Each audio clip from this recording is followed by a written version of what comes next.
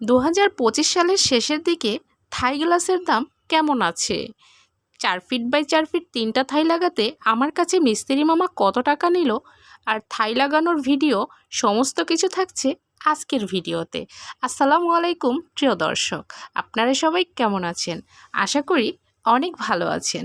আমরাও আল্লাহর অশেষ রহমতে অনেক ভালো আছি আলহামদুলিল্লাহ। তো আমার বাড়ির কাজ সব কমপ্লিট, এখন শুধু থাইটা লাগালেই মানুষ ঘরে ঢুকে থাকতে পারবে। তো ঘরটা যেহেতু ভাড়া হয়ে গেছে আলহামদুলিল্লাহ, তো আমার থাইটা লাগানো খুব বেশি জরুরি।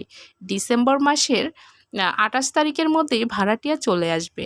আর আমি এই মামাটাকে কন্ট্রাক্ট করেছিলাম অক্টোবর মাসেই, মানে আগেই আমি বলে রেখেছিলাম। তো আমি থাই লাগানোর কিছু টাকা ওনাকে দিয়ে দিয়েছিলাম। তো উনি আমার মাল জিনিস কমপ্লিট করে রেখেছিল, তারপরে শুধু আমার ফোনের অপেক্ষায় বাকি ছিল। যেহেতু আমার কাজগুলো বাকি, রঙের কাজ করা বাকি ছিল, এগুলো নিজের হাতে করেছি, তাই জন্য আমি ফোনটা দেইনি। উনি নিজ থেকে আমাকে 2বার ফোন দিয়েছে। তা আমি বলেছি, দেখুন আমার কাজটুক হয়ে নিক, তারপর হচ্ছে আমি আপনাকে কল করে ডেকে নিব।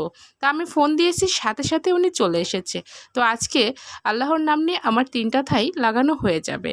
তো 4 ফিট বাই 4 ফিট 3টা থাই গ্লাসের দাম আমার কাছে উনি 19,000 টাকা নিয়েছে। আগে 9,000 টাকা দিয়ে দিয়েছিলাম, আর আজকে হচ্ছে 10,000 টাকা দিয়ে দেব থাই লাগানোর শেষে। তো আপনারা যারা যারা জানতে ইচ্ছুক, মানে একটু হলেও কারো না কারোর উপকৃত হবে। আর 2025 সালের ডিসেম্বর মাসে আমি 3টা 4 ফিট বাই 4 ফিট ম্যাক্স কোম্পানির থাই গ্লাস লাগিয়েছি বাহির থেকে, যেটা আমি সাধারণ মানুষ সাধারণভাবে বুঝিয়ে দিই। বাহির থেকে ভিতরের কোনো পিকচার দেখা যাবে না, এরকম একটা থাই লাগানো হয়েছে ব্লু কালারের।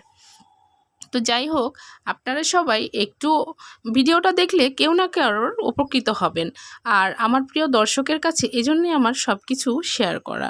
তো একজনের শেয়ারে যদি একটু বিন্দুমাত্র উপকার হয়, সেটাই আরেকজনের জীবন ধন্য হয়ে যায়। তো আজকে আমার থাইগুলো লাগানো কমপ্লিট হয়ে যাবে, আপনারা সবাই দোয়া করবেন। আর ঘরটাও ভাড়া হয়ে গেছে।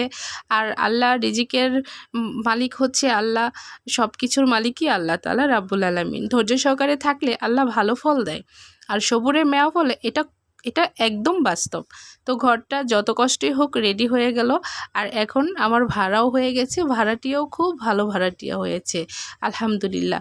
এখন আর প্যারা নেই। দিন শেষে দেখতে হবে না মিস্ত্রি মামা আসলো, টাকা দিতে হবে, ওনাদের তো টাকা দিতে হয় না। তো ওনারা তো এই টাকা নিয়েই সংসার চালায়। যত কষ্টই হোক ওনাদের টাকা নিয়ে আমাকে সন্ধ্যাবেলা দাঁড়িয়ে থাকতে হতো। তো এই প্যারা থেকে, এই টেনশন থেকে আমি আল্লাহর রহমতে মুক্তি পেয়েছি। তো আমার কাজগুলো কমপ্লিট হয়েছে, সহি সালামতে শেষ হয়েছে। আর আমার রুমগুলো ভাড়া হয়ে গেছে। আপনারা সবাই আমার জন্য দোয়া করবেন, আমার বাচ্চাদের জন্য দোয়া করবেন। আমিও সবার জন্য দোয়া করি, সবাই যেন ভালো থাকে আল্লাহর অশেষ রহমতে। আর ধৈর্য এমন একটা জিনিস, ধৈর্য পরীক্ষা করে আল্লাহ তাআলা রাব্বুল আলামিন। আপনি যদি সেই ধৈর্য সহকারে ওই বিপদটাকে ওভারকাম করতে পারেন, তাহলেই আল্লাহ আপনার জন্য আরও অনেক বেশি কিছু ভালো রেখে দিয়েছেন। তো আমি কম বয়সে অনেক কিছু শিখেছি, অনেক কিছু বুঝতে পেরেছি। তেল দেওয়া মাথায় সবাই তেল ঢালে, আর তেল না থাকলে খালি মাথায় কেউই তেল দেয় না। তো যাই হোক, দিন শেষে বাচ্চাদের নিয়ে খেয়ে পড়ে বাঁচতে পারলেই আলহামদুলিল্লাহ।